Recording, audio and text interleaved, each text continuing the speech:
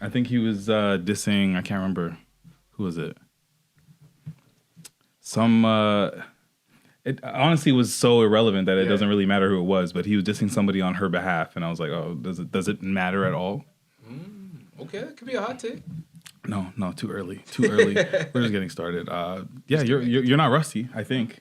No, I'm good, bro. You sure? Yeah. All right, We'll see. Might be. Maybe I'm the one that's rusty. We'll figure it out. Man them. It's not with a hype thing. A war. Walk on, Gubby. Yo, back in the building. What's good, y'all? What's good? Happy New Year. Yes, Happy New Year. Yeah, Happy New Year. And of course, it's me. Shop like Shak. You waste you. This is probably the longest break that we've ever been on in this podcast, since we've started at all. Period. I know. We took like a summer break that might have been a few weeks. It's never been like a month and change, maybe a little Honestly, bit. the streets are wondering, man. They were messaging. They're like, "What's good?" They hit you up? They were itching, bro. Yeah, I got hit up about like the YouTube videos, which I fell behind in, and I got to put a couple of those up. But we're back. What did I miss? We talked a little bit, but what did I miss? Like Christmas happened. Yeah, Christmas happened. All that. Yeah, everything, man. Freaking holidays. Shout out to my sis from Philly. She came down or up, whatever that is. Yes. So she was in town. So that was hype. I haven't seen her in like a year. So. Big sissy from Philly. There you go, man. Big sissy from Philly who kind of looks like Jilly. Bars. Yo, see what I did there? Jeez. But yeah, so she was in town, was here for a week. It was literally a quick stop, but that was hype. Mm-hmm. It's always a good time when she's in town. So we did that. Actually went to like housewarming. I did see you out there with the heathens. So yeah, this is whatever. We'll get into that. It was like a basement jam. I never seen that shit. It wasn't even a basement jam. It was like a condo, like upper room, because we was like up high, kind of. And, somebody rented it? Airbnb flex? No. No liability? Except for the man who put it on their credit card? Several liabilities. My friend had a housewarming. She just moved into her spot, so a few of us went over there. Bro, like, that's the new flex, man. When you see people elevating, moving into spots and buying houses and condos, like, that's a vibe. You know what I mean? Mm-hmm. So we were out there for that. That turned into a wicked event. And then... Gene Stains on the wall type event? I mean, they're staying on couches, maybe. That sounds gross. That does actually. Let me not say that one. But that sounds gross. But we broke out like beer pong tables and stuff like that. So it was like one of those ones, like college vibes. Exactly, took us back to college days. So it was hype. Good to see people like that, and yeah, man, kind of just low key after that, man. I went through a rough. Should I say it now? Yeah. Yeah. All right. So. Went through a rough week, y'all. rough week. We had Snowmagedon, which was insane. Most amount of snow I've ever seen in my life. And I lost my heating on the same day. So what is it like to lose your heating? You have no heat. There's snow like as tall as you outside. Yeah. So let me paint the picture for you, man. Because, I like to tell stories. So woke up the Monday morning. There's like snow like way, way, way high. Like, I don't even know. We're probably talking 2 feet. Yeah, 2 feet. I had a little snowblower. I had a little electric snowblower. Yo, that thing was so pinched. Oh, I thought you were going to say that saved you because we didn't have any of that. My back still hurts. No, bro, like my thing was so pinched. The snow was taller than where like my snowblower goes. So that was useless. So we're there shoveling. Luckily, neighbors came out and helped. But I wake up that morning, start smelling something in the house. I'm like, yo, what's going on? I go to babe. I'm like, yo, are you smelling something too? She's like, yeah, I don't know what that is. Turns out we had a gas leak in our house. So, yo, that could have been fatal. House could have, whole thing could have blown up. So whatever, we called them. They shut that down, turned off our gas, which turned off our heater, turned off our furnace, our hot water heater. So for a week, we had nothing. We had ice cold water. So what was the showers like? You take cold showers? Bro, I tried the first day. It's too cold. So I'm using baby wipes. I'm using it was bad. I'm using baby wipes. I did. So we got to a point where you start boiling jugs and tubs of water, taking that with you to try to use that to mix with cold water so you could wash. So it was hectic, man. But finally, like I said, I always say this, God's good. We got power back. Yeah. Not power. We got heat back like a day ago.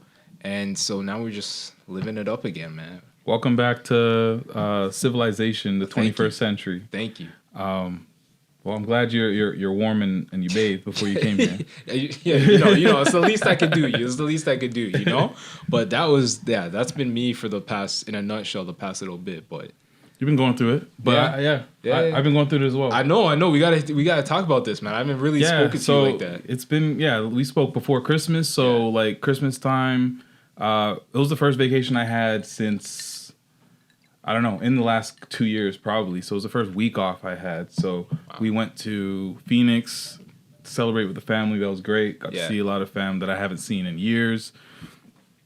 And then after we spent Christmas over there, which was awesome to get that family Christmas vibe, even though we weren't home, we came back.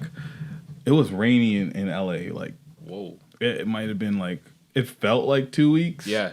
I don't know how long. It must have been like a week at least. How long was it? Was it raining for like forever? It was off and on for a couple weeks. Off and on for a couple weeks. Damn. So we got home. There was this one night, and so it finally stops raining. Yeah. It's 10 p.m. Okay. Coco's working. All right. It's just Malik and I, and we're hungry. We didn't cook. Let's go to the burrito truck. Right. So we walk down Sunset around to the main intersection that we kick it at all the time. Yeah. And we're like, oh, you know what? It's kind of nice outside. It's like, it's still like just rained, but like the temperature is nice enough to just kick it out here. It's fresh. Yeah. So let's go to the lake. That's like literally like 2 minutes, if that, away. Right. So we walk over to the lake. It's unfortunately closed because it just rained. But so Malik and I just kick it for like 20 minutes. All right. We go to the burrito spot. We order our burritos. And we're like, if I tell you, like, this was one of the most wholesome, like, string of conversations we had leading up to this point. Like, it was one of those where it was like, we're just like joking around, shooting the shit, talking about the future, talking about shit that happened in the past, whatever.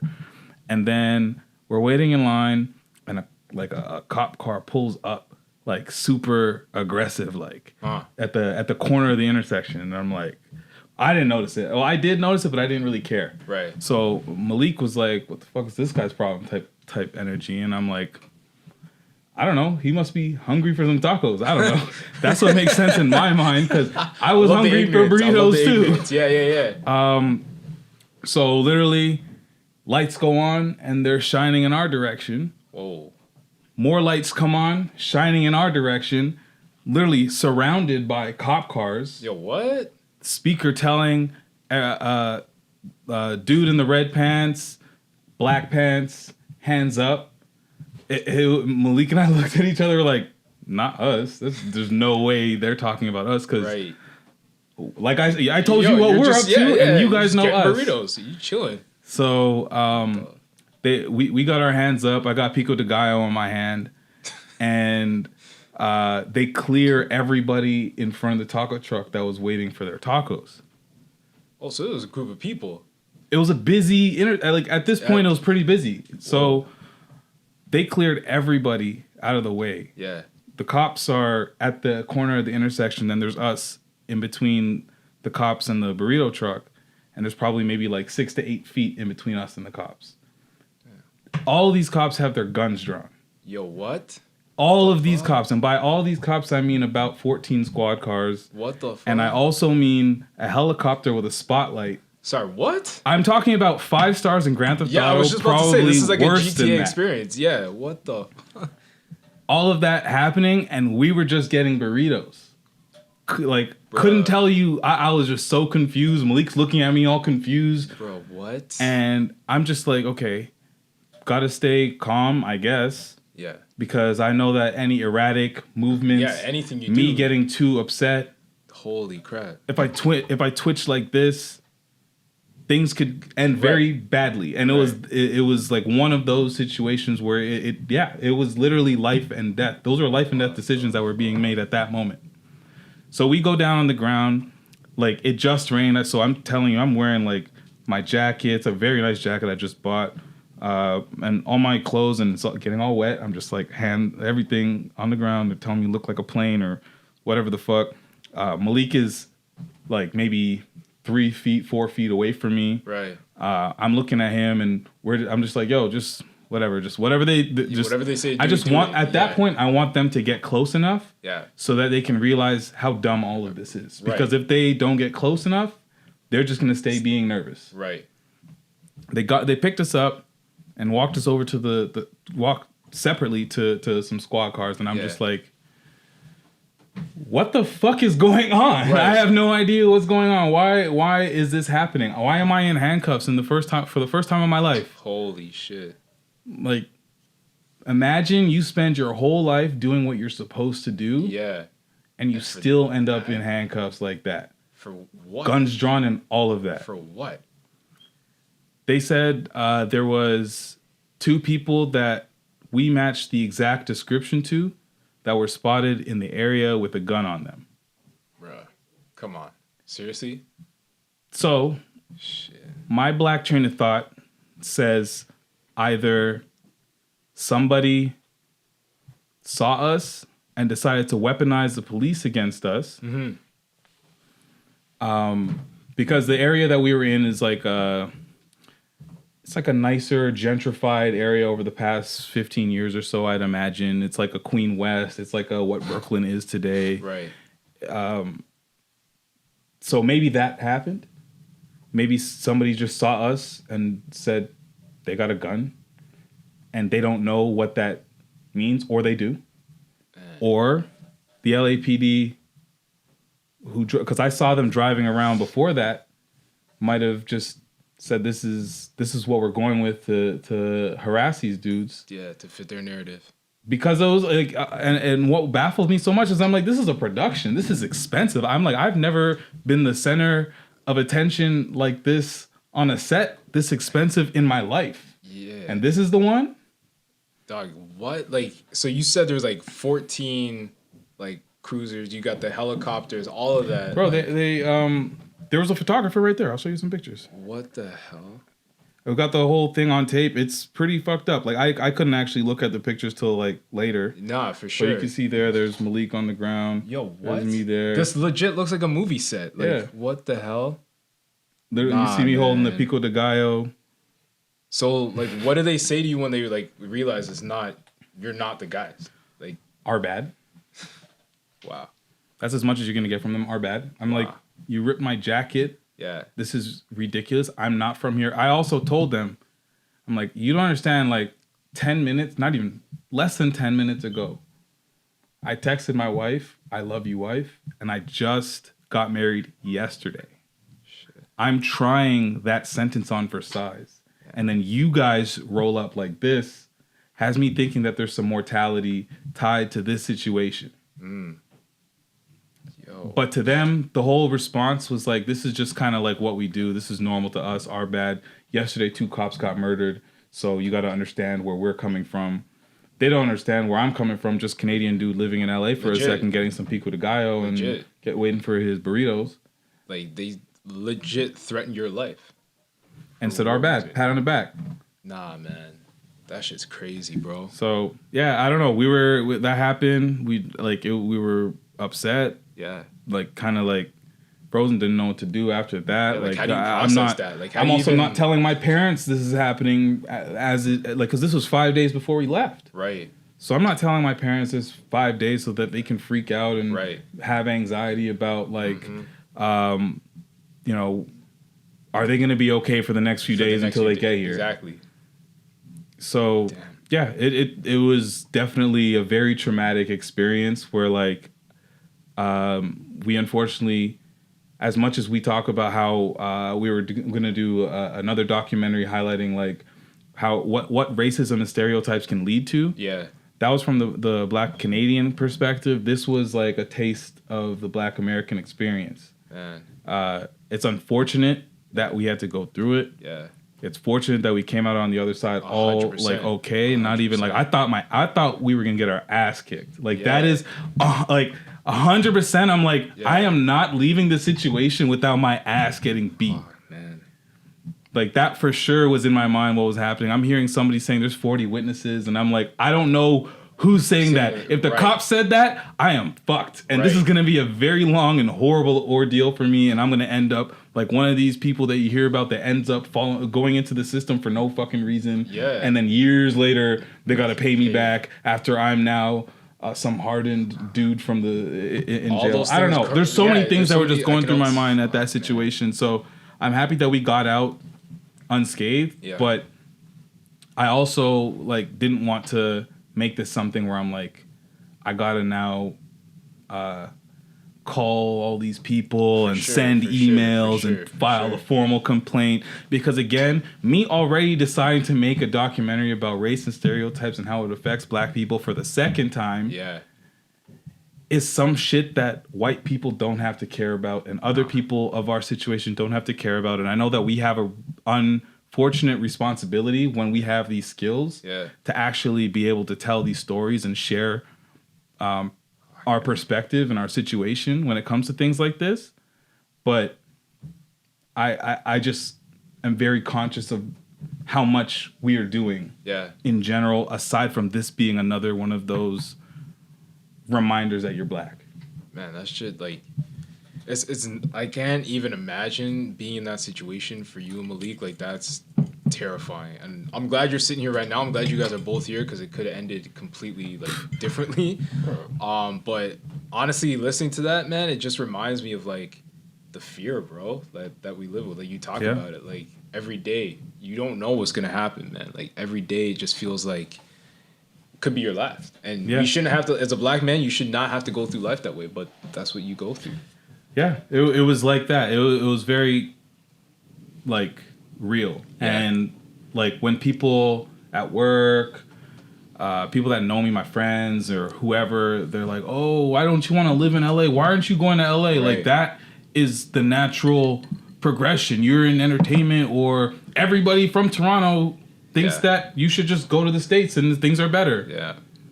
When I tell you that we're choosing to live in Canada, it's a very deliberate reason. It's a very deliberate choice. And it's actually, that is one of the biggest reasons why. Trust. I hear you, man. I hear you. It's, that's one of those things, like, I talk about with my sister too. Like, she's in Philly, and you know, I'm not trying to compare places, but Philly ain't an easy place to be either. And it's one of those things we talked about. Like, I can easily go down there, have opportunities, but I have that real fear in my life. At what cost? You know, how comfortable am I going to feel to walk down the street?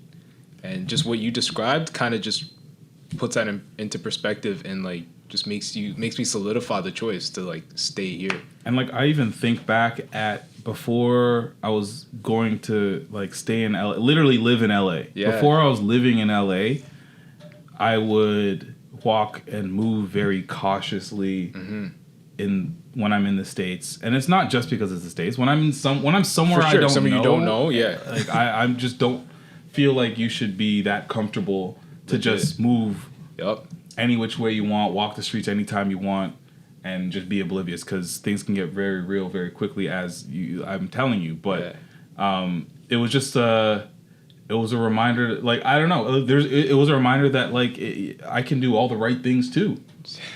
I can do, like, we didn't have anything on us. We went to go get food. Yeah. That's the purpose of the trip. The only thing that we did, except for just going directly to get food and come home, was to go for a little walk. Right. A little extra 5-minute walk or whatever. Right. 20-minute walk. But is that, like, why do I have to say that I gotta go to get what I need to get and then come right home? Yeah. Because something like that could happen. You should be able to enjoy life, just stroll where you want to stroll, go where you want to go. But, man. Yeah. So that was definitely a damper on the whole trip for sure. But it was just like, not even just a damper. Because, like, you know, once I told my parents, and I feel like they took it harder than I thought, in the sense that it was something that, like, we were able to joke about right when we were explaining it, because we were all, I feel like everybody was trying to make sure that everybody wasn't, like, not okay about it. Right. You know, they know that if I'm telling you this 5-6 days later or whatever it is, because it was actually a few days after we already landed that we had that conversation. Wow. I think they're just like, okay, I know that they held this from us on purpose because they're conscious of how we're going to react towards this. Mm-hmm. So they didn't want to give us that reaction, as angry and upset as everybody was. But after that, there was like the check-ins where it's just like my mom every day since so far has been like, "Are you good? You okay? You okay?" And like I've only probably in this conversation realized that like there's a reason why she's doing that. Yeah. No, she's already said like, because she told her therapist, she's like, you can talk to somebody if you'd like or whatever. And I don't know if I'm there, but who knows? We'll see how this affects me. But realistically, people like my whole thing is that the police didn't know what they really were doing, even if they felt, if there was like because I'm sure there's a handful of people out there thinking that they're just doing their job as they're supposed to, making sure that we're not out there harming people in that area.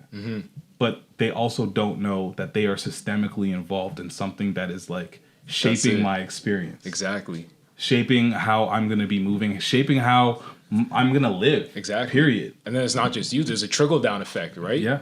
Because everyone you tell this to is going to feel a way, is going to move differently. It's going to hit them in a different aspect too, right? Yeah. So, yeah, the whole systemic issue it's as we talked about many times before, it's like needs to be broken down, like from the very top down. Like, it's crazy, man. But honestly, like, again, I'm just glad you guys are here, man. Because seriously, like that's it was something that I like that night. Malik and I were playing through scenarios. We're like, yo, imagine this. So there's another alternate universe. We talk about variants. Yeah. There's a Malik and a Shaquille variant that doesn't leave that night. Yeah. And what happens after that is like some crazy shit. Yeah. I work for MLSC. Masai experienced some racism in California. There's a lot of ED&I focus in that in the company that I work for. Yep. Malik works for the CBC that we're tied to. Malik had an article last year about systemic racism in institutions such as education. Yep. All of these things, like the podcast that we've created, 100%. the friends that we know, the people that we know. Yeah. This is something that is not small that happens. Like we don't pass and then all of a sudden it's just like, it's done. And it's unfortunate, but we would probably have been one of those other people's names that you just know. Mm-hmm. And they just so happen to have been from Toronto. Mm-hmm. Man. And I don't know if that, in that scenario, if I don't know. I don't even want to really talk like that. But I feel like I'm just happy that we got out of that situation and we can talk about it and we can use our platform. And it happened to people with a platform. It happened to us who have access to the photos and shit like that to be able to even like say, yo, this is not hearsay. Yeah. No, I want to keep this conversation going, man. Yeah. Like I really want to get this out there for people to know what happened to you guys. Yeah. Because that's not okay. And no one else should have to go through this. No. Nah. So that's why I'm really happy to be home. Like straight up, I'm really happy to be home. Legit. I can understand that, man. It's crazy because you told me there's some stuff that you got to tell me, or there's a story you got to tell me. And I didn't want to tell you beforehand, and I didn't really want to shape the conversation. I wanted to just be able to have it here, but it's one that I don't know how to talk about when it comes to people, because like it only really started to hit me when like I'm hearing from friends and family that my parents have told, and then now they're calling me, and I'm like, oh, what? My grandma, what? She sent you a picture? How'd she get that? That's crazy. Wow. I didn't even know she knew. Yeah. But then I don't know if is that triggering though? Like, does that bring it back up and make it fresh again? Or I don't know. I don't know. I'm not sure if it's triggering or if I'm just still feeling awkward when I feel awkward about discussing it, because humor is always my go-to. For sure. And like, I immediately will go there, but I don't know if that's just me deflecting. So it's something that I'm obviously going to have to deal with. I've been in situations like this before. They weren't as dramatic. Yeah. I've literally been... I've matched the description before. It was nothing but a frisk. But this was different. And so it's just... I don't want this to die, but I also want to be able to handle this in a way that is beneficial to everybody that looks like us. For sure. And we will. We will, man. Yeah.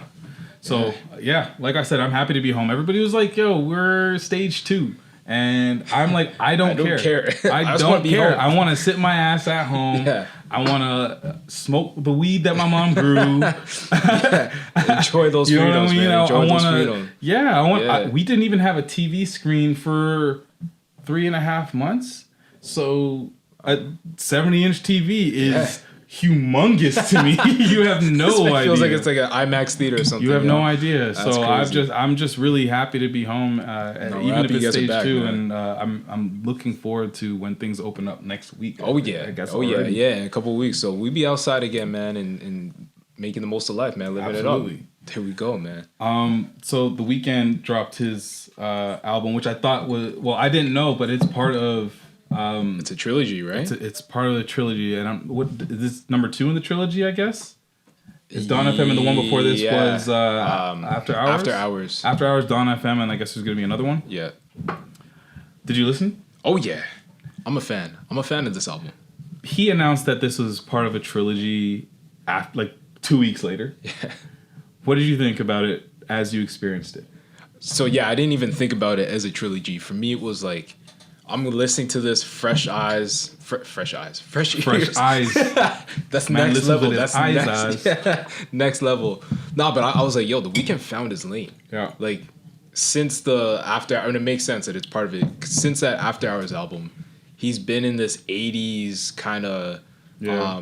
I don't know if it's like electronic, whatever you call it, synthesized lane, and It's it like works. 80s pop. 80s pop, and it works. But like, what blew my mind is this dude sounds like MJ, bro.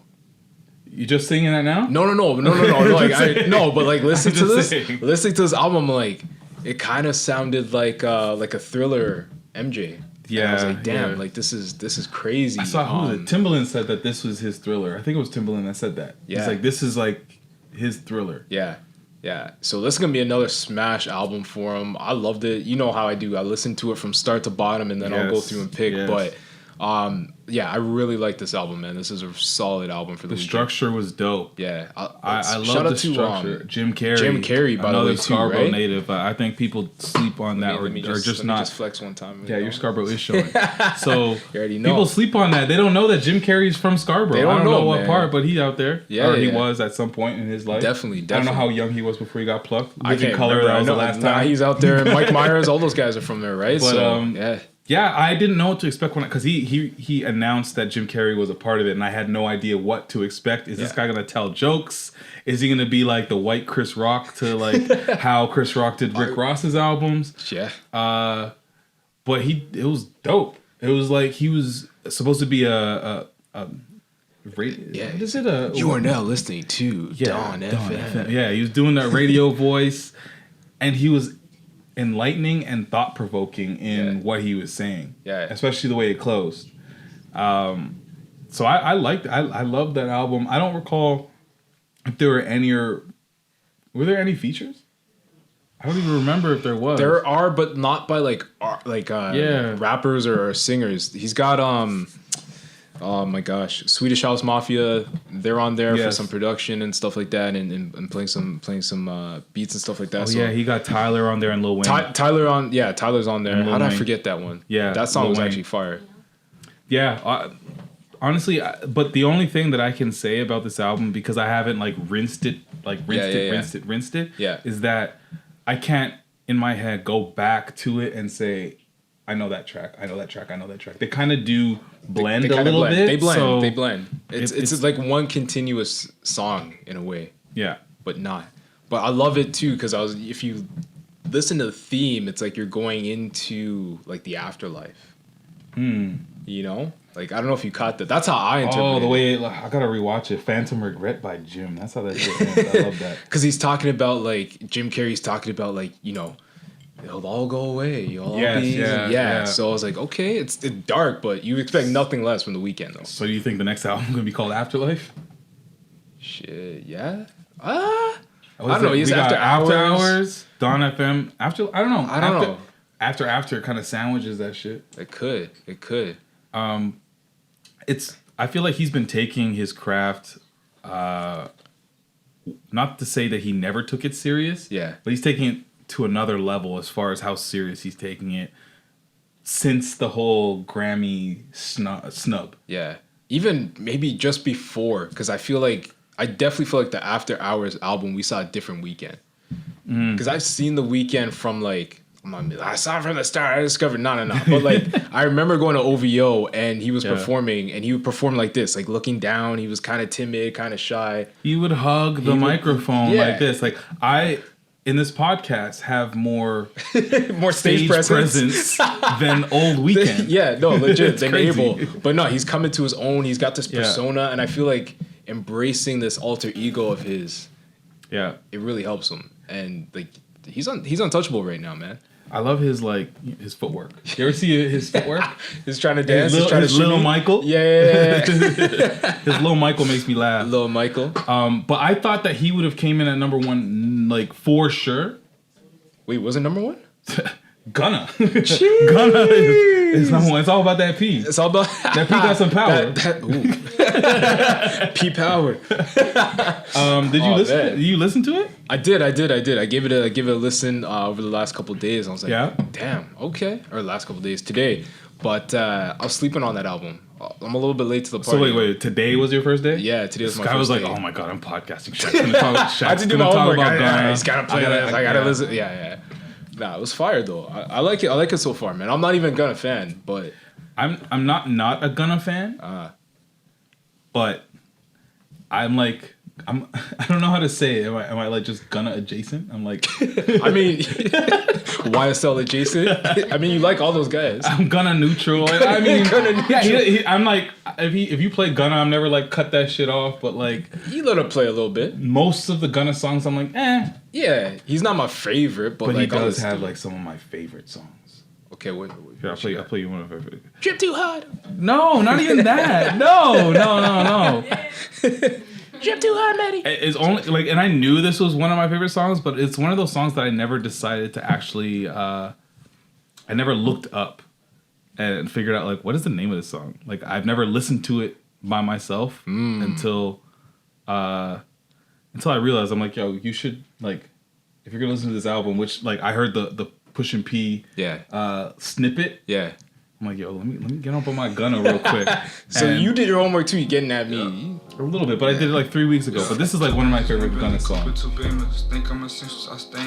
the remix with Lil Yachty. Yeah. What happened to Lil Yachty? I miss Lil Yachty. Can I have it?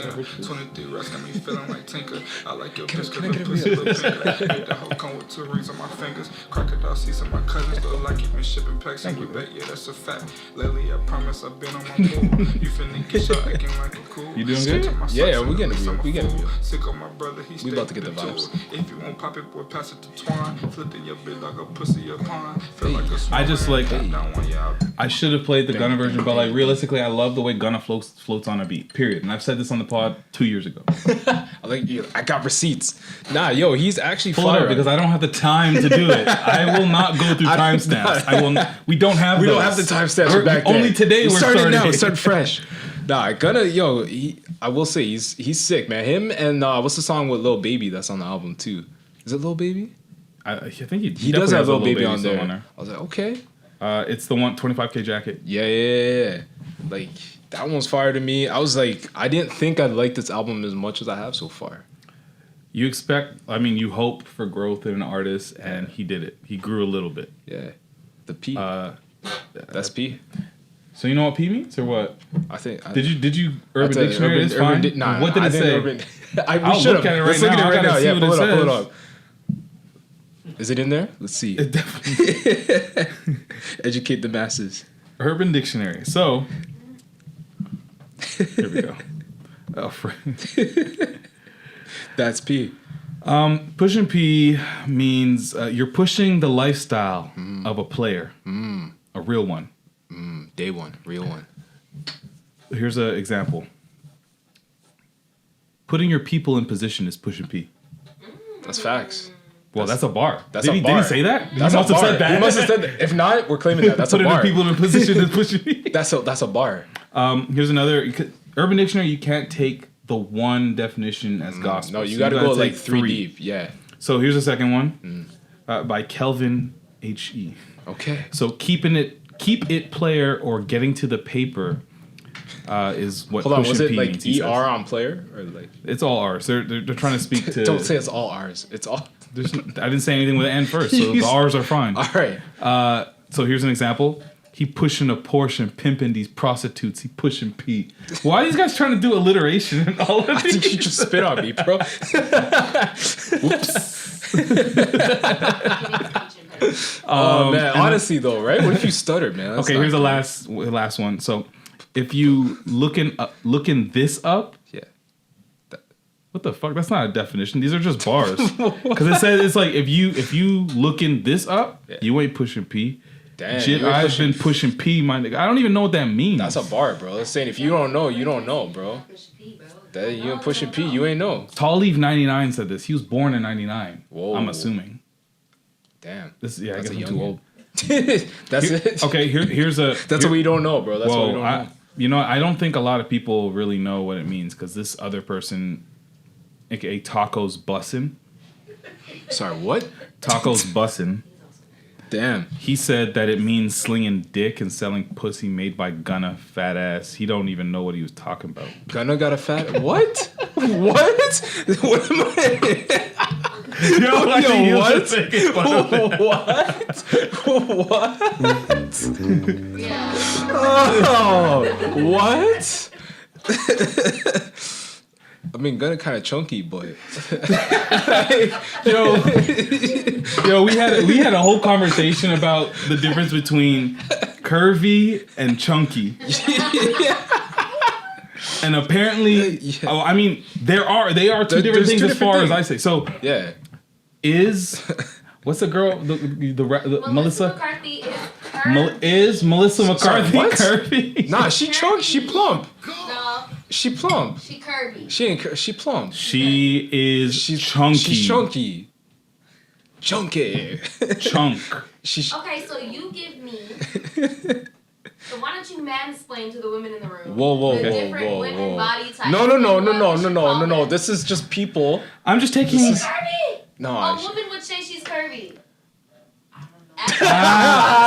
Okay. She Because the called thing it. is, when I hear curvy, I'm thinking like the voluptuous. There's like a shape to it. Right. There's like a nice little There's curve. like a progression in, out, Not whatever. just out. It can't just be out. It could go in and out 8 times. Right. That's curvy.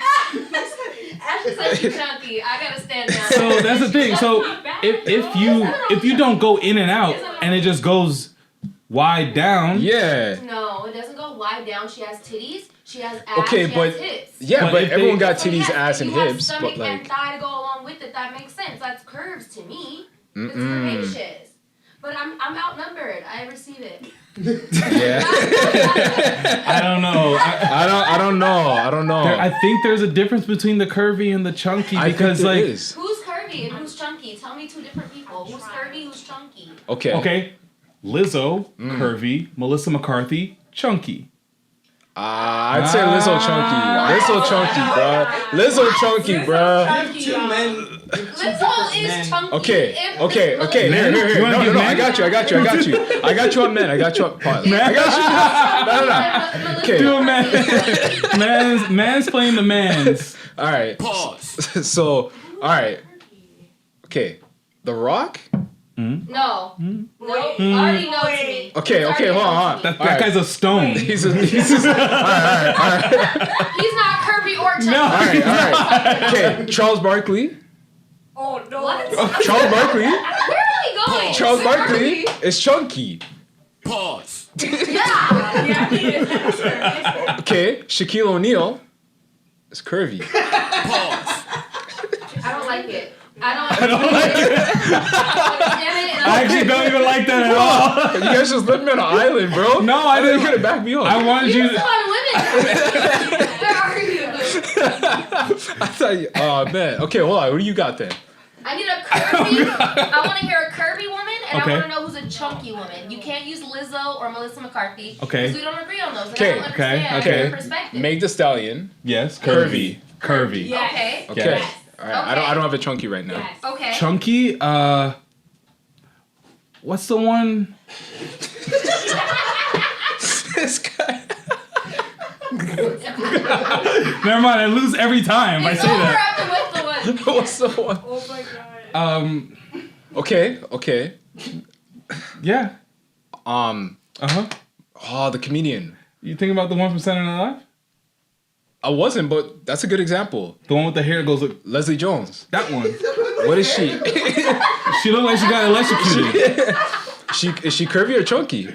That's Chunk. No. Oh, no, that's I haven't seen her in a minute. I don't know. I'm not sure. no, that's curvy. That's curvy. curvy. That's curvy. That's That's curvy. curvy. That's curvy. Don't do Leslie. That is a tall, Okay. thick, curvaceous Yeah. woman. That- Don't no, do that's her curvy. chubby. That's Mind you, curvy. listen, I don't want to use people's names. I just want to articulate like The that type. there is Yeah, a difference yeah. between curvy and chunky. Yeah. I don't all But like if you I cannot explain the difference, then what does it matter? Is my point. You've never been able for weeks. No, he explained it. He explained it. He I did said like the you just 8 didn't agree. rolls. I think I explained it. You just didn't agree. He did like the 8 No, rolls you and never like. gave me you never ever gave me an example. You just said my example of curvy was wrong. The Melissa McCarthy. Okay, it's wrong, but give me an example then. Who is curvy? Okay, we've said Meg. I agree. Yeah. Who is chunky? Lizzo.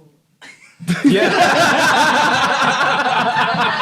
Lizzo. That's stupid. Lizzo is curves, baby. I agree that Lizzo will be curvy. Baby, Lizzo is curves. I'm not doing She that. does kind of. Yeah, maybe.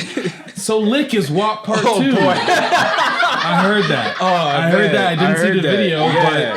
Yeah. but those curvy ladies Yeah. put together a video. Yep. That. Wow. Woo. Wow, I'm sweating. But Yeah. It's. Whew. in case you're still listening, we're gonna talk about Lick. Lick.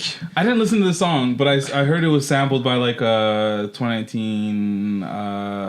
Was it like Sample of 2019. You can sample 2019. It was a It's I know, right? Yeah, but it's Illegal. It was a soca song or something like that. Somebody Okay. said. I don't know. I listened to the song. I can't pick Black up the sample. Twitter said but, Okay. I mean, Black Twitter then. I listened to the song. You did, and It's ass. the whole song is ass. Like Yeah, the song yeah. itself is Yeah. ass. Pun not included, but it's That ass. is a pun. Yeah. It's not good. Lick And his ass. I don't.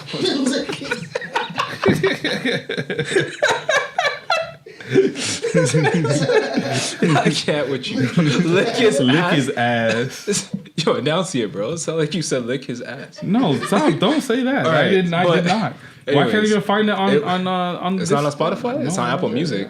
I expected a lot more because I really like Shinsia, but it was not. you I mean, what? She Jamaican. What do you mean? But it was not good, bro. And I got disappointed. They said it's her and Meg. It was really her song with Meg doing like what, a verse?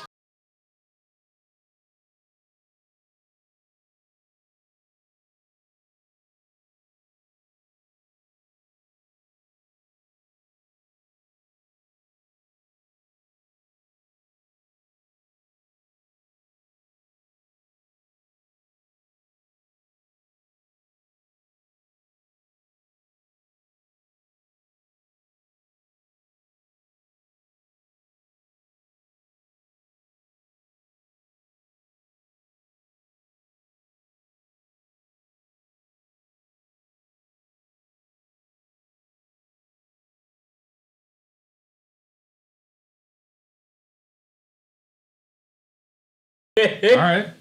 Yeah. It was not. They You were sure trying. you sure you're not gonna be out at EFS fresh off the? What am I gonna do? What? That with my tongue out? Like, what am I supposed to do to this? I don't know. You said Charles Barkley's thick, so Oh, I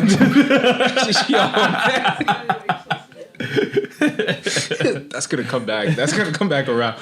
But nah, like they were trying to go for WAP Part 2, and it just there's Yeah. only one WAP. I feel like the creative is lazy. It doesn't matter how much money you put on it or how big of a production that was to like throw these women on ice cream cones and shake their asses or whatever, and then Yeah. have somebody's head in between somebody's legs and put their tongue out so there's like a tongue in between the legs, and now it's extra raunchy just for raunchy's sake. Yeah. It just I didn't watch the whole music video. Yeah. But I don't think I need to see more than what I saw to understand what it was. Does that sell anymore? Yes. You think so? I feel like we're beyond. I feel like we just desensitized to it. Have you seen people post it and celebrate it? Because I think I did. I have not actually. I've seen maybe one. Okay. Sheeps. Yeah. That's one sheep I saw. I mean, are they doing this for TikTok? Is this going to be like the next thing on like TikTok challenge? I don't know. The hook said something about she wants her pum pum sucked, so I don't know if that's gonna be on TikTok. Probably OnlyFans, but like I don't know, man. I just feel like OnlyFans has challenges. I don't know, man. OnlyFans challenge. Yo, What's up? Guess. There's a whole microphone. that you Talk gotta your flick shit. on. Welcome to Speaker's Corner. Welcome to the hype line. Welcome to the hype line. I like that. What's up? First of all, this song is for white Americans. I want to be clear, and that's why we don't fuck with it. Because it is played, so for us, it doesn't sell. And that's why none of us are feeling it. You're not We're sitting here like, no, we're not feeling it.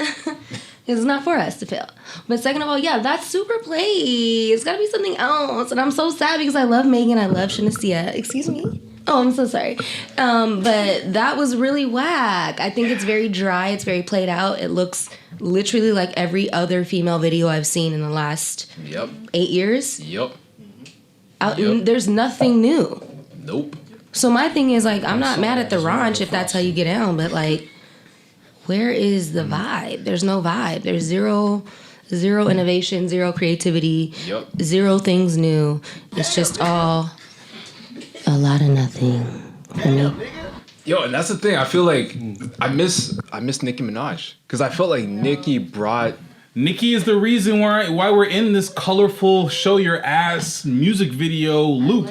But it's not her fault that everybody keeps imitating it. Yeah.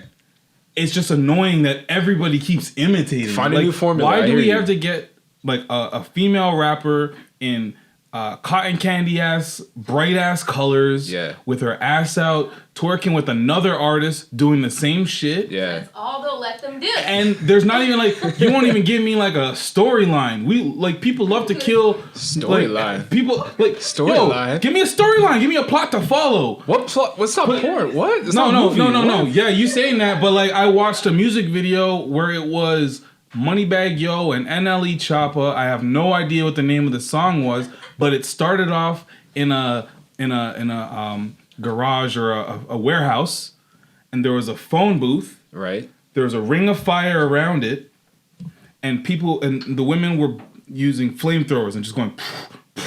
And then there was another woman in like a white bedazzled fit, looking very nice. Right.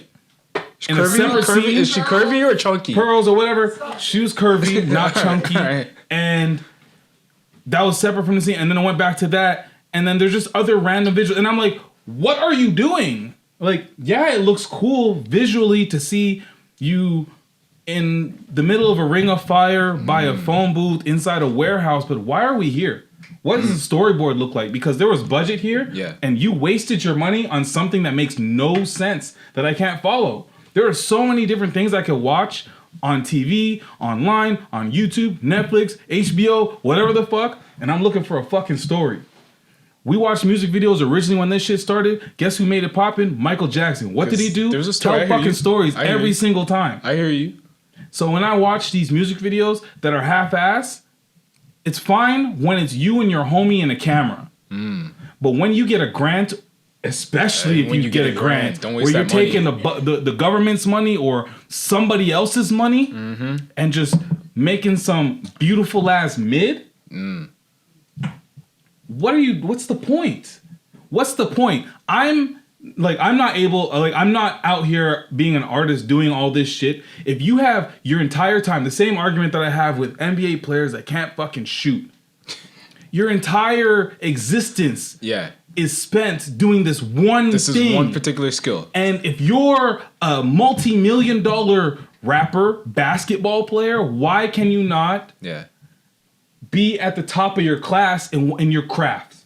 Why am I better at telling a story than you are? Why am I, who plays basketball when he has a chance to, why am I able to shoot better than Ben Simmons? Damn. I have a lot of questions without any answers, and this is just the reality of the situation. Damn. Patrick, do you have answers? I don't have them. I don't have answers. I feel like Sorry, shit. We started with the I love it. I love the rage. I love this. I love this hot take. But I felt like Malcolm X. I know, you were empowered. I I felt was like like, Malcolm damn. X and fucking Godfather of Harlem there on that was- one of the speeches about the white man. That was fiery, bro. I was like, do we start snapping? What's up? But the white man's greatest fear is when the gangster gets a podcast. He gets a what? My good brother. You give the nigga a podcast. Yo, but I told you this like 2 years ago. Timestamp it. I said I don't watch music videos anymore because they're all the same. It's all ass, bro. Like you can't timestamp it in No, hindsight. I know, but you can't do that. You missed it. Yeah, check the tape. That's what I meant. Whatever. Go back and listen to it. Whatever. But like, I don't watch music videos anymore because what's the point? Yeah. To your point, there's no stories. They don't like. Very few artists tell a story. What's up? I'm just saying, if you're gonna make like Shinsia and them like the pinnacle of what music videos are, you're gonna be disappointed. Period. No, there's so many artists agreed. that exist where you might not even know who they are, but you might hear their music. You might see their music video. That's the problem. What is the problem? That Shensia is the one that is on everything that we see. You go on Shade Room, you go on any of the outlets. But look at where you're looking. Wherever. Yeah, Shade Room, I understand. World Star. I'm just talking about the ones that are the mass media outlets. I'm not talking the ones where you got to go and find it.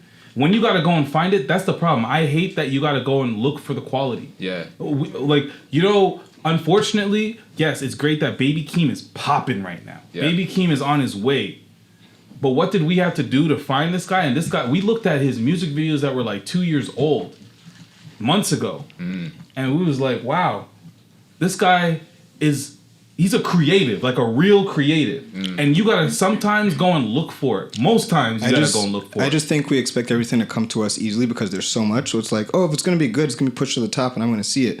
But like anything in life, if you want it and you're looking for quality, you have to go look for it. The quality is not gonna just raise to the surface. Yeah, for sure. Because hold on, is everybody, like, do you trust everybody's opinion to be quality? If somebody tells you about a movie, about a song or anything, do you think it's gonna be, oh yeah, this guy's right, he's got it all? I don't. Because I know that if I got to look for quality, I know what I like. So I know I got to look for my quality. So I'm not going to trust World Star or Shade Room or anybody to push it to the top for me. So that's all I'm saying. But it's not necessarily the platform. It's the artists themselves. Like if you get to that standard, if you get to that level, there should be a standard that you hold yourself to with the art that you create. But when money gets involved, the art gets thrown out the window. But then that's that. And that's the problem. It shouldn't be that way. But yeah. I agree. Yeah, I agree. I think it's not surprising. It's disappointing when I see stuff like that, and it's unfortunate because I know that the masses who I know are out there thirsty and hungry for like the real and like something of some form of substance, even if they don't know it. Even if they don't know it, I like a certain type of music, and I'm sure there's somebody else that loves the same type of music that I enjoy. Yeah. And they don't know that when they're looking for a music video from their favorite artist, they don't know that they're disappointed and that there is somebody else adjacent that does what that artist does at a higher clip. Yeah. And I'm disappointed, and it's unfortunate that like those people will never, in some cases, ever understand there's better options out there. That's true. There's one artist I will say, like one of the big artists who does that. Is Drake. Because I'll say that song Way Too Sexy. I hate that song. But I will tolerate it because the music video is actually hilarious. Like, it's... Knife Talk. What? They can both live. Knife Talk. You're right. You're right. They could thrive. That music video is crazy. That video... They could thrive. They could both live. Way Too Sexy is funny, creative, and we'll let that live because I don't mind that music video at all. Yeah. Knife Talk was experimental. Yeah. The director was the first time they ever did anything like that too. That's That's a different level of creativity. Yeah. That was be funny. Fair. There's levels. Drake has done. Great video, by the way. Yeah. Love that video. It's very funny. Laugh at it. Yeah. Great video. Yeah. But Knife Talk. That's very creative. Yeah. Okay. That's pushing the boundaries. This is what we were talking about, right? Yeah. If you're at this level. That's it. That's it. Homegirl. Yeah. You gotta elevate. You gotta push the boundaries. You're supposed to be doing more than You gotta everybody set else. the standard. That's why I wasn't mad at that. You gotta be pushing Poundaries. Ooh, Ooh. Episode title. I like that. Pushing Poundaries. Pushing Poundaries. So we were talking about lick and we got sidetracked because I was just very passionate about quality.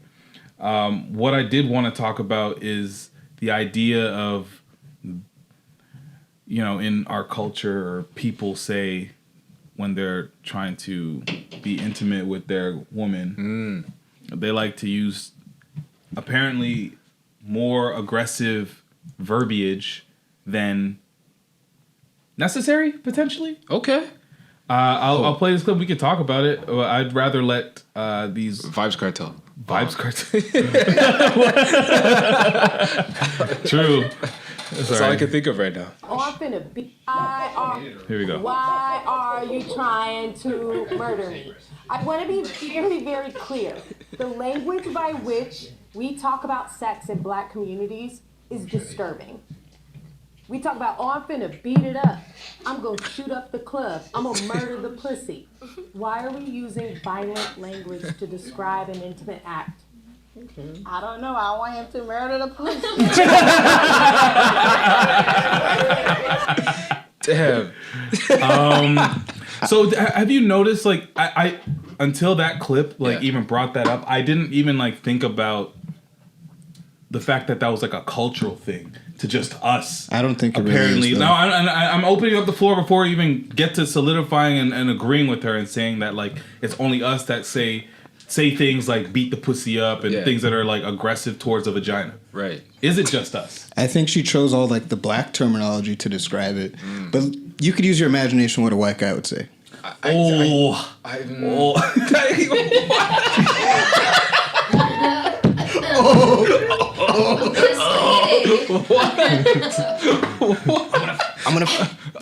gonna fucking. Buddy, wait till I I'm gonna fucking murder that. Just give her. Everybody has their own way to speak about it. They use the word because pound, everybody likes Pound Town. That's them. I would say every race has a group of people that at least like aggression. Yeah. No, think about it. White dudes, good brother. They say, "I'm gonna take you to Pound Town."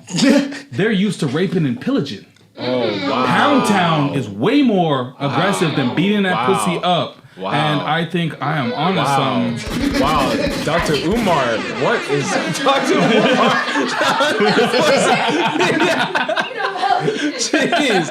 What do you mean? So I think she was literally upset at just a couple examples that are of our culture, but there's experiences. Right. Maybe she never got a beat.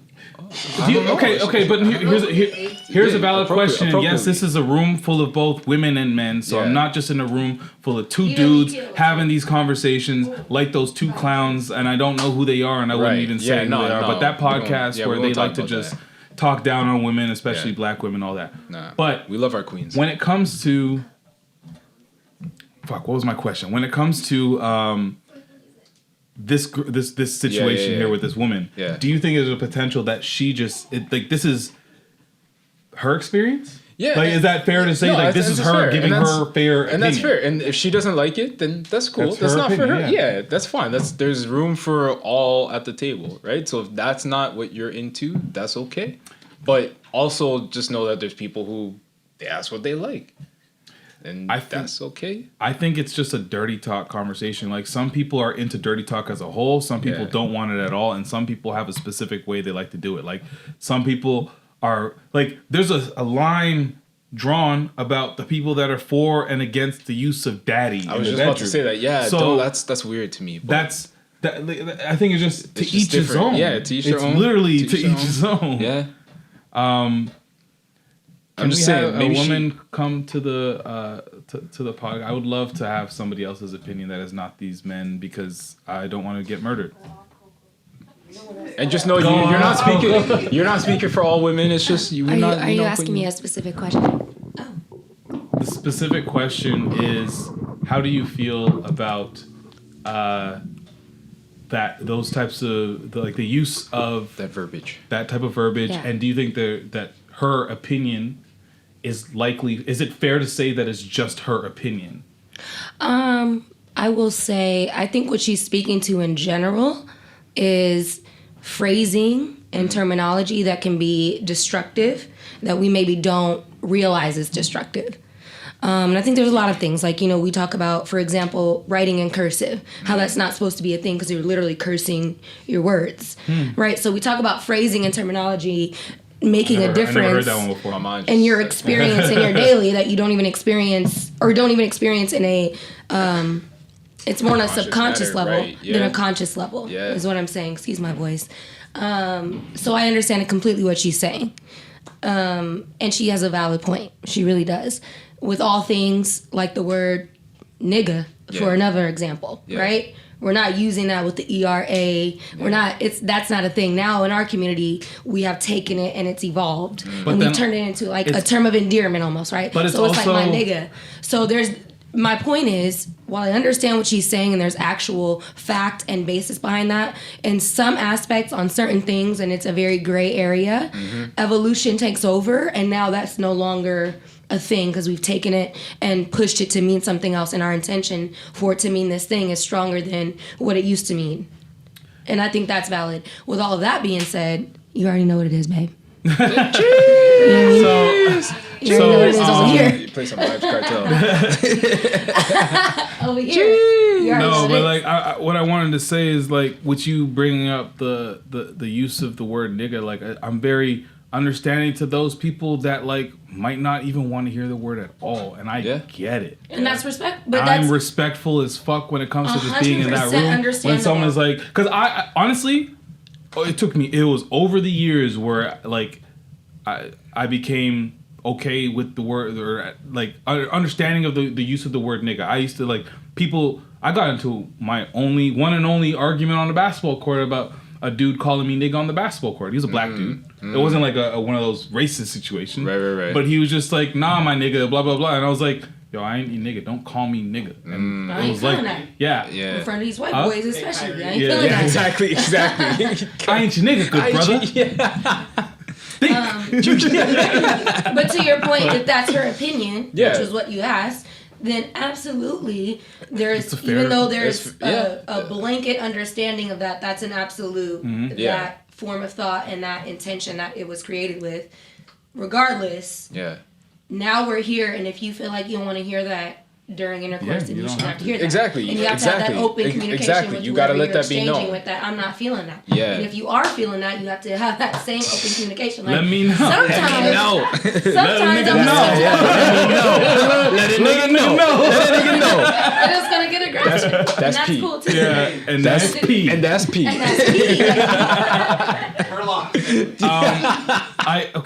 So in this raunchy conversation, I have a conversation that is certainly not P.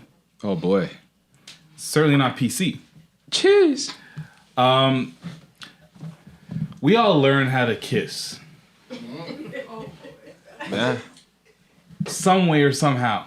You know, there's like, I remember the old school way you do there's some people did this. What's this? Or you make it like a thing. You kiss your fist? Okay, yeah. Some, people just like watched movies and saw how they were kissing and that stuff. And they learned Some from people there. watched Baby Blue. Oh. They watched the On your own.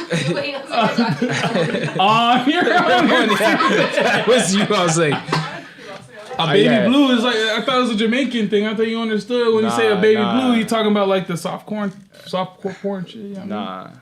Anyways, all right. Yeah, you on your own, so bro. people learn how to kiss in different ways. Yeah. There is one person who is completely on their own because I'm sure nobody in this room learned the way that this man learned. All right. This man is Jim Jones. Oh boy. This is how he learned how to tongue kiss. How do you do it? What did your mom tell you about sex when you were young? She told me everything about sex. Like what?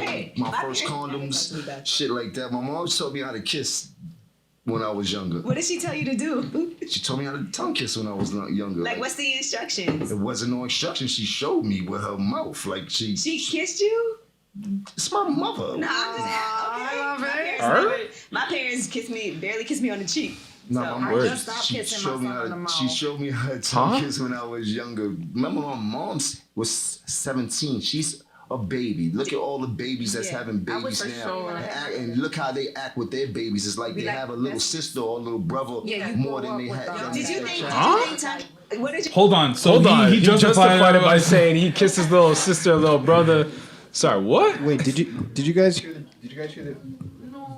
the beginning part that he kind of rushed past? About to putting the condom on? Oh no! What did he say? I don't know. He said she showed me how to put a condom on, and then went into that. Yeah, that's what. And anyways, regardless, whatever he said here was a snapshot into what he thought was okay. Yeah. So I can only assume that there was a whole lot more things that weren't okay that might have happened in the household. This guy doesn't know that he's a victim of, what do they call it? Molestation. Thank you, guys. Yeah. Sexual molestation or something like that. But he doesn't know it. And that's why he's saying it with no shame. He's like, what do you mean? That's my mother. That's my mom. So this was one of those things in my mind. Yeah. That he was like, this is normal. I can share this one.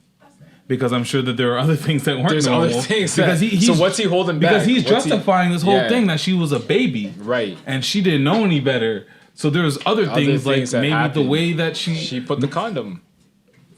Oh man. Coco also showed me that on Love and Hip Hop there were Chrissy, who's his wife. Yeah.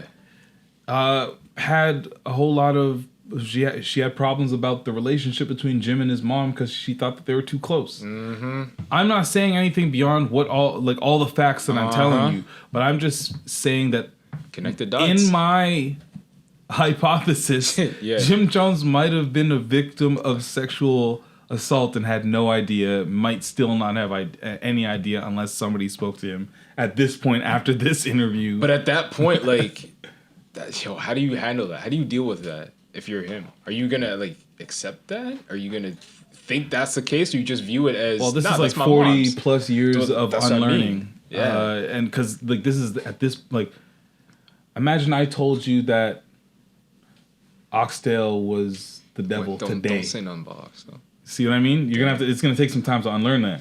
Yeah, man. It's different than Oxtail. This is his mother. Yes, no, but it's Oxtail. I mean, it's worse, but I don't know what the equivalent is if there is that. That's used to being daggers thrown at him that are not real. No, for sure. For him, he's probably thinking, "Oh, they're coming at us again, Mom. Yeah. Let's get tighter."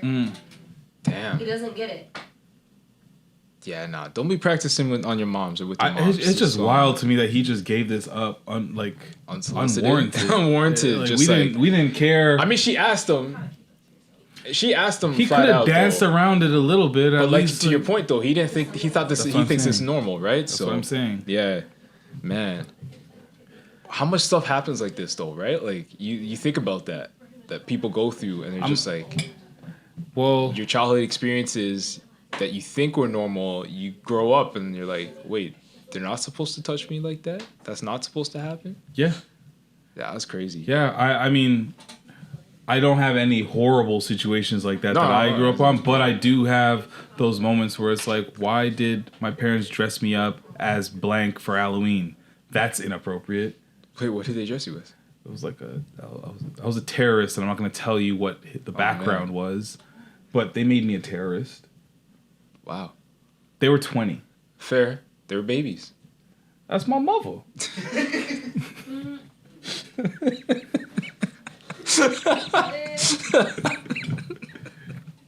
Oh man. Nah, you gotta exit that one, bro. I'm not going down that road, bro. I'm not going down that road. I also was Darth Vader for 8 years. Maybe that's why they were like, "Yo, we fucked up. We fucked up bad." It's like this is consistent now. Give him the lightsaber and that stupid plastic mask that will break over time, and we will tape. But he will still be Darth Vader because Darth Vader is safe. Oh man, jeez, the trauma. It's okay. You're okay, man. It's a safe space. Speaking of trauma, yeah. Let's do it. Segue. Somebody was traumatized. Kevin Gates was traumatized into losing weight. We've been there. Sometimes that's the way it works. Cause he chunky. Yeah. Sometimes there's so many reasons or ways into fitness. Right. For me, at one point, I remember I was on the TTC bus.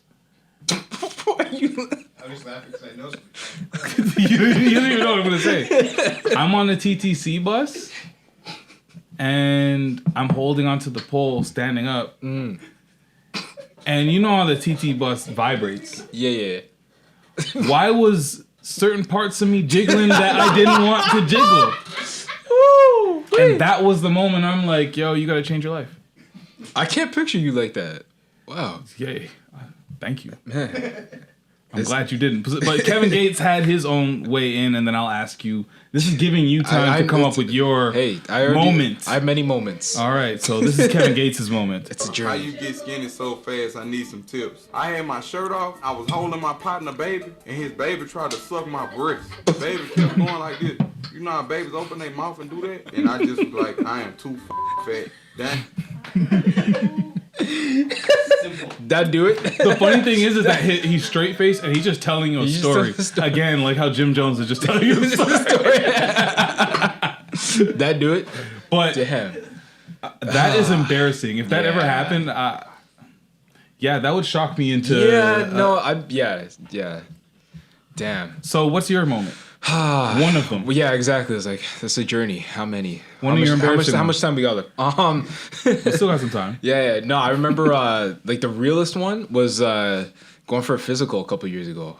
And what'd they tell you? This for all the men. No, I got it. No, legit. I got all the men that listen to this. Please, guys, go for your yearly check. At least a yearly checkup and physical. Please do that. Please, it'll save your life. But yeah, a few years ago, actually we were in university, or we just graduated. You know, we was eating and drinking like crazy. I mean, I have a whole bottle of gin to myself, and then split a bottle of rosé, and then drink more. It was bad. Eating junior chickens, like crushing junior chickens, sure. like Every single night. Yeah, every single one of those nights. It was bad. So whatever. I go for my physical. Mind you, I'm not that tall, but I'm 6 feet, which is big. But anyways, I didn't even know you were that tall. Barely, like 5'11". News to me. 5'10", 5'11". But whatever. So I go for the physical. I step on the scale, and like, bro, I was north of 230, and I'm not. You were north of 230 at a certain point in your life. Yeah, and to the point where I'm wearing like size 38 waist pants and nigga. And like, yo, I'm wearing extra layers because I'm thinking that's gonna like hide it. No, that right? does not. That makes it worse. Right? Just wear black. Why do you think this is all I wear now? But yeah, man. So I was getting really like self-conscious about it and whatever, and like it was going through like a rough time and whatever. So literally stepping on that scale and just knowing the history that like is in my family with like diabetes and just my pops and stuff, I'm like, I'm not going down this road. So for me, it was that. It was like the health scare, just getting that reality check. So gym membership, you know, that's what got me on my good life tip for a minute. And it's a journey, right? You have really good times, really good months, and then you slide back into whatever, right? So it's a journey, but for me, that was my wake up call, man. So never got my titties sucked, but the hardest part for me has always been the fact that I know that I can always snap right back easy. And then when I originally thought I was losing it, I remember I went to the gym and like, you know, they offer you like that free session. Yeah. So I took it and they measure your body fat and shit. This is like mid-university maybe. Yeah. And I wasn't playing basketball like competitively for maybe a year at that point. And they measure my body fat and shit. He's like, you got like 1% body fat, blah, blah, blah. I'm like, what? Damn. That's when I just didn't care. I'm like, okay, sick. Bro. I'll just do a little 1, 2, and what? I'm good every now and then. But like, I think I've said this probably on the podcast already. Like, my curse is the fact that I feel like I can bounce back quick. So I'll like let things slide, and then I'll be like, okay, let me just go lose it real quick. Yeah. And I think there just definitely has to be some balance. This is now a session. Therapy session. Therapy. This pod therapy. What we say, man. Therapy. What we say. This is our weekly therapy. I hope. Dang, bro. How you get? I hope nobody has to go that far. Yeah, don't go that. To figure it out. Don't go that far, man. Just be healthy. And go to the doctor yearly. I do want to do. We can do all three, or we can just go to the comics. Let's go to comics, man. So, you didn't see any of these yet. I haven't seen any of these yet. But the Peacemaker series has come out. There's already been a few episodes. Like I said, I haven't seen anything, but there is this one clip that has enticed me to see it because this is a question, or at least something that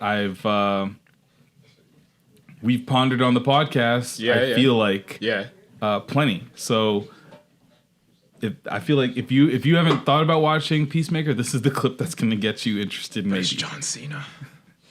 John Cena.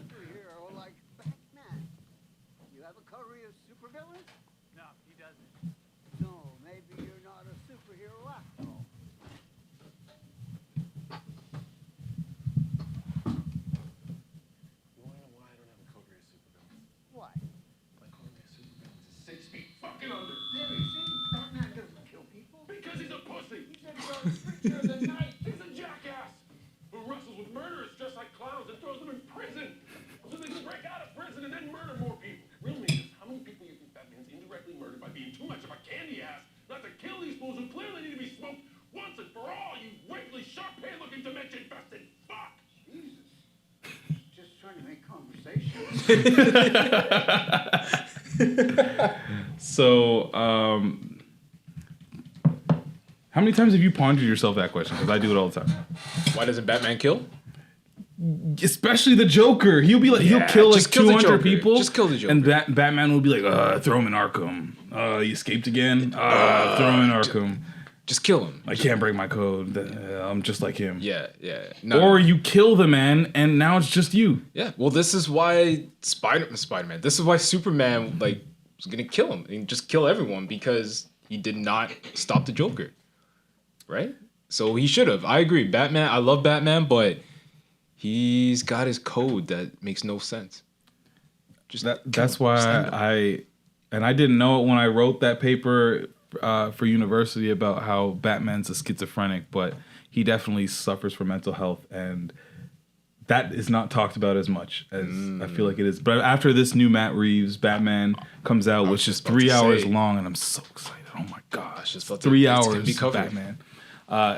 That's gonna be like mental health is gonna be a thing 100% for Batman. Now, I'm not saying in general because it always is a theme, but when it comes to like the Dark Knight, he's not necessarily gonna be the most heroic. I feel and I'm looking forward to that one. This one's gonna be super dark, man.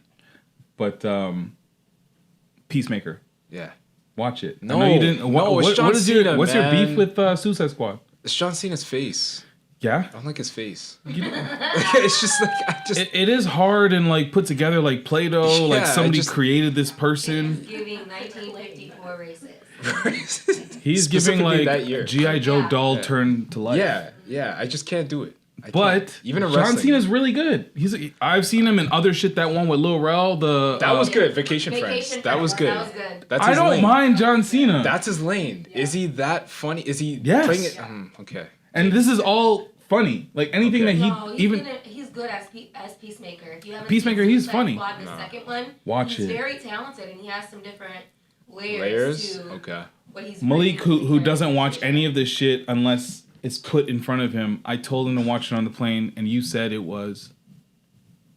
It was good.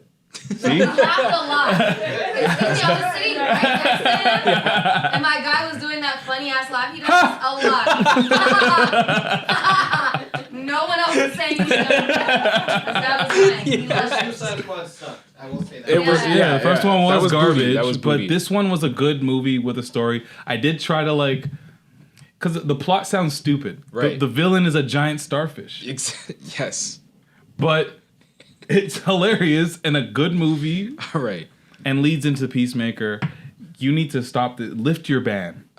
All right. I will give Go into give it stage a shot. one. I will give it a shot. Is there something we need to know about John Cena? What is it? Yeah. No, I was. If there's something you know that we need to know about you, we need to tell. Because Patrick, I agree. I didn't fuck with the cutoff jean shorts and the word life. This is something thugonomics or whatever you. Yeah, exactly. And the you can't see me shit. Mark Wahlberg. In retrospect, we all fucked with that shit when it happened. Nah, I did not. Well, maybe you didn't. I did not. Everybody actually fucked with John Cena when I was there. Nah. You know what it is? I was talking to Babe, like talking to Ash, like she actually is the one who's like, yeah, I don't really like John Cena. I've seen it now.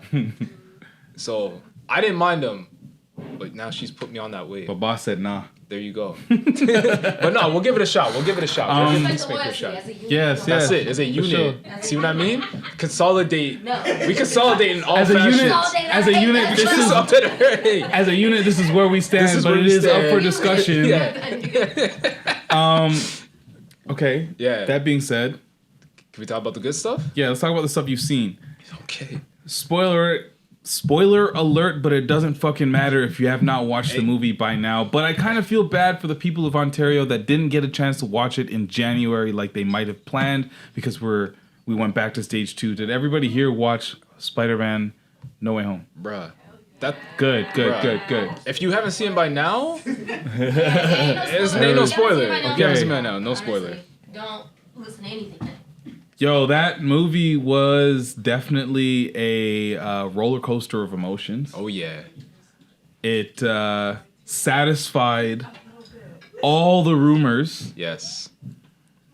And I'm assuming the moment for you that was like, oh my God. Yeah. Must have been when we saw both Toby and Andrew Garfield walk in through the portals. Yeah, when that first portal opens up, you're like, oh shit, this is happening. Like, this was sick. That was crazy. I knew it was happening. Coco went to the bathroom as soon as right before they came out. Yeah. Coco went to the bathroom, but I didn't know that she stood there and just waited and watched it. Yeah, she's stairs. I was like just waiting. I was like, it's gonna happen. I know it. Yeah, but it was great to see that. I think one moment that I didn't think would happen. Yeah. Let's talk about the moment you didn't think would happen that you actually saw. Mine was seeing Matthew Murdock, seeing Daredevil. Yo, that actually got me hyped too because everyone speculated it before the movie. I was like, yeah, it makes sense, but let me see it. Yeah. But like the way he comes in and the fact that like my dude has his powers. Like he has not the powers, but he has his skill. Like the way like Peter knows. The way Peter looked at him, he's like, yeah. You're not fucking just regular blind, bro. Exactly. Yeah. Exactly. That's what I'm like, ooh, we getting like at some point we're getting that Daredevil. I think there's gonna be that moment where it's gonna be like, because they've been the nerds have been teasing online this comic book tile or page of like the street level heroes all coming together to fight against the Kingpin who we saw in Hawkeye. Yes. So there was Luke Cage, Iron Fist. Yeah, the Defenders. Was it all the it was basically the Defenders and Spider-Man. Yes. No, it was Defenders and Spider-Man. Yeah, I think so. Yeah. I don't think we're going to see the other people because, to be quite honest, I don't know. Most of the other Defenders are kind of weak. They're kind of weak. You could bring back, like, Jessica Jones, maybe. I don't think we care about Jessica Jones. It's Daredevil who we want. And I want Punisher. Absolutely want Punisher. We need Punisher. He would be separate time, but yeah. Also, that Daredevil cameo was pretty cool. Yeah, that's what we're saying. That was the moment. Yeah. That was one of those moments. I love it. Willem Dafoe, holy, that guy killed that role. So good. As he should again. So good. He came through and was the same Green Goblin-ish. Yep. You know, that because I rewatched we rewatched all those movies leading up to it because I'm like, I know this is all leading. So guys, come on, let's watch our history. Yeah. And like they're literally Spider-Man 2, the one with Doc Ock, was debatably the best one. Yeah, people argue that's one of the best best superhero movies ever. It's one of them. Yeah. Not the best, because it is very corny. I mean, but that era of like films were corny. Like literally the moment after Doc Ock was created, multiple people died, and Harry Osborn, aka what's his name? Oh my gosh, I always forget his name. Malik, the dude. Yeah. James Franco, thank you. James Franco. James Franco was present while people are dying and shit's going off, and Spider-Man saves him from dying as well. This guy just like walks out of the situation, puts his glasses on, he's like, I'm ruined. I'm like, yo, people died. Yo, to be what? fair, like, he's not like a great actor, so everything he said, he was just like, Couldn't be bothered. Exactly. The teen angst. He killed it. He killed that. He killed that. Yeah. But I'm ruined. But what I loved about this movie is that it opens up everything. That post-credit scene. Like, unfortunately, we didn't see Venom and Spider-Man, but we know we're gonna see Venom and Spider-Man. We just don't know which one. Yeah. What I loved is like it's like a reset, bro. Yeah. Like so now they can have Spider-Man aside from the MCU and have his own Spider-Verse with all of those guys, Venom, Carnage, like all of that. Yeah, they or they could still have him in the MCU. Like it's both ways. It updated the whole the MCU started with the first Spider-Man movie now. Legit. Iron Man is not the first movie in the MCU now. No. It's Spider-Man. So it's going to be interesting to see if Andrew Garfield goes against Tom Hardy's Spider-Man or Venom. Yeah. Because but it could be a movie where it's like they go at it, or there could be a Tom Hardy variant. That's what I think we're who going to see. is still Tom Hardy. Exactly. In this current MCU and goes against Tom Holland, who's now by himself at an all-time low. Yeah. Nobody even knows who he is. He's a loner. And that could be a perfect low for him to embrace the Black Spider-Man suit. Yeah. I was going to say Black Spider-Man. The Black Spider-Man, he's somewhere else. Miles is there, though. Now we know. Yeah, Miles is. No, we already knew he was there. Yeah. Childish Gambino's cameo from a couple movies ago. Yeah. But, I'm super excited about that. Also, I'm hyped for Doctor Strange. That one I've heard, and now I'm learning to take these rumors a little more seriously, because I heard that there's potential that this might have the most Marvel characters ever, where they might tease a whole alternate Avengers team. I've heard rumors of, because originally, before Robert Downey Jr. was casted as Iron Man, it was allegedly going to be Tom Cruise. It was Tom Cruise, yeah. Gross, right? Can't picture that. We might get a variant. Tom Cruise. Yeah. Tom Cruise variant. Tom Cruise variant as Iron Man. You know what? I'll take a Tom Cruise variant. Yeah, I'm down for it. I'm down for it. He won't be the I'm not main. gonna take a Tom Cruise only. No. He won't I be don't the want main. them to redo it. No. No. Tom Cruise variant, I'll take it. I'll take it. All the cast-offs? Tom got some things. Yeah, no. So they talked about that one. They talked about the X-Men and having all of those guys in this one. Yep. Bro, and Michael Fassbender in this would. Yes, I'm telling you, Michael Fassbender. We need a fight along. Yeah, that's my that's my guy. That's my guy. Well, I mean, Wanda's gonna be in there. Wanda's in there, exactly. So, and the icing on the cake, it comes out on my birthday. So you already. It's not coming out in May. They switched. It got pushed till May 6th. When was it originally supposed to come out? March. Oh, I'm surprised it's that soon, to be quite honest. Are we doing a thing? We might have to do a ting. Are we doing a 1-2 ting? That's P. Your Scarborough's showing, yo. That's P. I did that for you, Patrick. Hey. No, I'm down for that. Before we cut, though, we gotta talk about one last thing, though. What's that? Because, Bel-Air, man. Bel-Air. We gotta talk about Bel-Air. That dropped. That trailer dropped. That trailer dropped. Yo, it's Ozark today. We didn't see it. I didn't see it. I'm just saying we're gonna talk about it next week. Just a reminder. That was just a reminder and excitement. But Bel-Air. That trailer dropped. It looks like it's a drama, or at the most a dramedy, if that. Yeah. It was a reimagining of a lot of these characters. Mm-hmm. Like Carlton was still, he's supposed to be the nerdy cousin, but a different type of nerdy where he's not necessarily like absolute corn. I mean, he's running shit, bro. Yeah. Carlton's running stuff. We saw Uncle Phil stepping. Yeah. Gross. Yo, shout out to that dude, though. That guy's Canadian, that actor. Is he? Yeah. Oh, where are you from? I don't remember exactly where, but he was in a show called 19-2. I played a cop. It was a Montreal-based police force. Pretty good. All right, good for Uncle Phil. Yeah. I like that they went more chocolate. I was about to say, they black. And a lot of these people, who was it that? Yeah, Uncle Phil. He's Uncle a Phil. chocolate dude instead of a light-skinned dude. Or Hillary. Yeah. A lot of these people. I was like oh, wow, okay. Yeah. They dug a little bit deeper into the... when I was West Philadelphia, that whole thing where he was like... he got in trouble with the basketball court we never really or knew whatever. what happened. Like, they talked about kind of in the show loosely. Yeah. We knew what happened.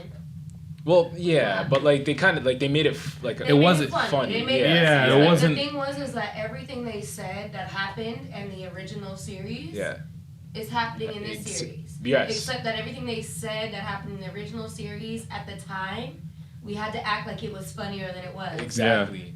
It was just a sign of the times. Yeah. So they're literally retelling the same story as if we could tell it how it really happened. And it honestly, it's not that funny.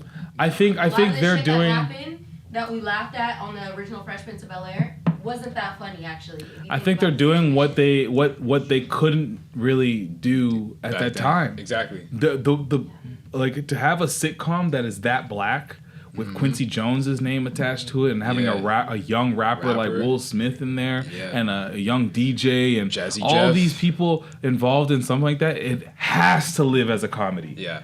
There's no other way that it exists that time, there was no unless space it's for a it. comedy. But that's the way in. There's a lot of real things that happened in that series in the 90s that they did talk about, as far as like parenting and gun violence, and a lot of different serious issues, like fitting into the whole, like the idea of that black kid from the inner city 100%. fitting into a white suburban neighborhood. There was a lot of real things that they did address, but the way in was comedy, and there was no other way I felt at that time that they were able to have a foot in. So I'm glad that they went and revisited it. Will Smith is producing this, which is great. I didn't have I didn't have an appetite for this when they announced it a while ago. This but that's changed. You can't reboot things. Like to me, rebooting something that was already great is kind of like, oh, so you're just creating a stain of what I enjoyed. Yeah. It's funny. I saw SNL last week. They did a parody of Family Matters on the same tone of voice as this, and it just doesn't work with that show. Like, I think it's certain shows and done in the proper way where you can get away with it. Yeah. Like, I don't want to go down this pattern of every show from the 90s getting a reboot and adding this darker tone. But with Fresh Prince, it works because of what they did. I want to see them because they subject had a matter universal and like appeal before. Yeah. They already have a universal audience now. Yeah. So they can do whatever they want to do with it, and it's already susceptible to That's it. To the masses. People receiving it. Yeah. Right? That's the difference. But you're absolutely right. Before they had to do that. This show almost didn't happen. There's no way that show happens if it's a drama back They then. didn't believe in the concept. They were like, if it's not the Cosby, it's not gonna work. Exactly. It's not whitewashed enough. It's not gonna work. So it almost didn't happen at all. So the fact that it's happening a second time and in a more realistic tone. Yeah. Especially, we're talking about Bel-Air. Bel-Air is LA. Mm-hmm. Yo, I was so what you just went through? yeah, yeah. What you think they was going through back then? I mean, and they have an episode where they talked about that, so I can't wait till they get to that. To talk about it. Yeah. So yeah, they're gonna cover all that, and I'm excited about What's it. crazy is when I remember watching that show as a kid, I was so far removed. Like it was so far removed from being in LA. Right. Like that show didn't seem like a show that was supposed to be set in LA. It didn't feel like it at all. Nothing about that show to me is LA. Yeah. That could have taken place anywhere. That was just like he went to some rich castle and lived with white people in this like black house full of black people that were lucky enough to be in a situation like that. But it wasn't like these people were in like there wasn't the culture of like that where they were geographically speaking to make it like accurate. So I feel like it's unfortunate that they didn't have the opportunity to go into a lot of those things. Yeah. And comedy was their way in. Yeah.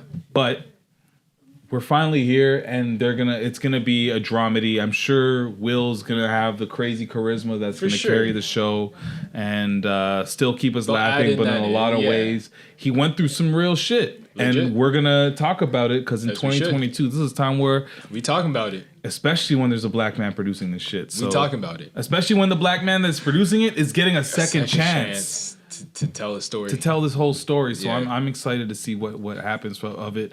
Although I wasn't initially. I don't think that there's any other shows that I can imagine them doing. Stop here. Yo, imagine Archie Bunker. That guy was racist. Yo, you can't bring them back now. That guy was racist. I tried to watch it now. Have you? Yeah. When I was a kid, I thought he was hilarious. Right? I used to watch that shit and I thought it was funny. Till I started realizing like, yo, this guy didn't even like George Jefferson just because he was black. Right? And that was the joke. That was the joke. The joke was George Jefferson moved in and he's like, yo, who's this fucking nigger moved in next door? Exactly. That's the joke. And you can't, you try to bring that back now? Nah. Certain things just gotta just die off in their time, yo. Like a lot of white content. The world general speaking. Oh, man, yes. I'm glad to be back. Patrick Dennis Jr. on everything. Make sure you follow up. Yes, sir. Shop like Shak. You waste you. Shop like Shaq on all the things. We're back. We're live. We're in person. There's a lot of cool things that's going to start happening soon. Didn't mean to do that. I'm very, very raw and brand new to it. Or it's been a long time since I've done this live. But we have a lot of cool things that's going to be happening in the next month or so. Oh, boy. It's going to be busy. Mm-hmm. But it's going to be fun because we're finally in person again. I'm not lying. I'm literally looking. But you know what? That's P. for- That's P. Because What, we this? back. We're gonna have like a bunch of stuff going on that's gonna be lit. So stay I'm looking tuned. forward to it. Yeah. It's gonna, I'm not saying. You have bars at the top. Yo, of the show. that right the there bars now. is Yeah. the that's the cipher spot It's the right open there. mic. Yeah, okay, come on around. I'm 2 good. plus 2 I ain't got no equals bars. 4. 4 is 44. Chill in the corridor. Mom is Look at 44. Hey. Drop the verse now. Wait. You want me to bring the mic to you? I'll bring the mic to you. I think you got the bars. Actually, that's not. It's not the time of conversation. It's the time of bars. Yeah, that ain't P. That ain't P. That ain't P. I'll bring the mic to you. I think you got the bars. Come on up. You got the bars? Come on, girl. Come on up. Hey. Alright. Everyone's got the bars tonight. It's a shame. I'll write something for next week.